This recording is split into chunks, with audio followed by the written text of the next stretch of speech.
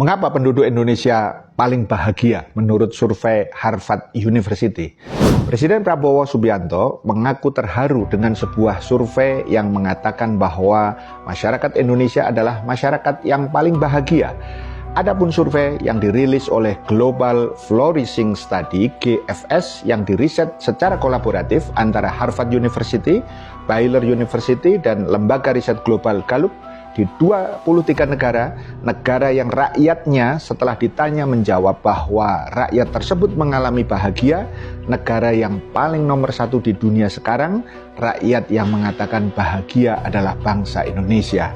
Ini mengharukan bagi saya, kata Prabowo di lapangan tenis indoor Senayan, Jakarta Pusat, Senin 5 Januari 2026. Apa yang bisa kita kritisi dari hasil survei ini? Pertama, berbeda dengan survei kebahagiaan yang lainnya, survei GFS ini menilai kesejahteraan manusia secara menyeluruh, bukan hanya dari aspek ekonomi. Konsep flourishing mengacu kepada kesejahteraan holistik, bukan sekedar kebahagiaan, tetapi juga keseimbangan antara aspek fisik, mental, moral, dan sosial. Menurut Global Flourishing Study yang dipimpin oleh Harvard University, ada 5 dimensi utama yang menentukan tingkat flourishing seseorang, meliputi kebahagiaan dan kepuasan hidup atau happiness and life satisfaction, kesehatan mental dan fisik, mental and physical health, makna dan tujuan hidup, meaning and purpose, karakter dan keutamaan moral, character and virtue, serta hubungan sosial yang erat, close social relationship. 5 dimensi ini dinilai melalui survei global tahunan untuk menilai kualitas kehidupan individu di berbagai negara.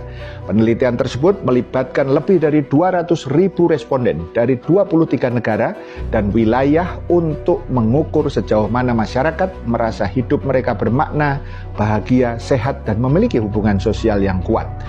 Kedua, hasil studi GFS menunjukkan bahwa Indonesia menempati posisi pertama dunia dengan skor flourishing rata-rata 8,47 dari angka 10, mengungguli Meksiko dan Filipina yang berada di posisi berikutnya.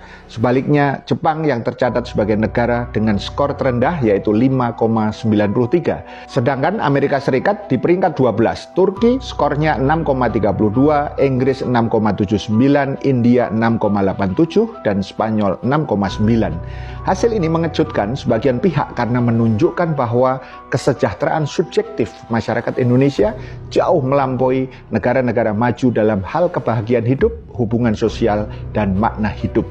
Ketiga, mengapa Indonesia unggul? Menurut para peneliti dari Harvard, capaian Indonesia ini tidak lepas dari kekuatan komunitas sosial, nilai religiositas, serta budaya gotong royong yang masih kuat di masyarakat. Faktor-faktor tersebut menciptakan rasa kebersamaan dan tujuan hidup yang tinggi, elemen penting dalam konsep flourishing. Artinya, Indonesia unggul karena memiliki hubungan sosial yang kuat dan rasa memiliki tujuan hidup yang tinggi.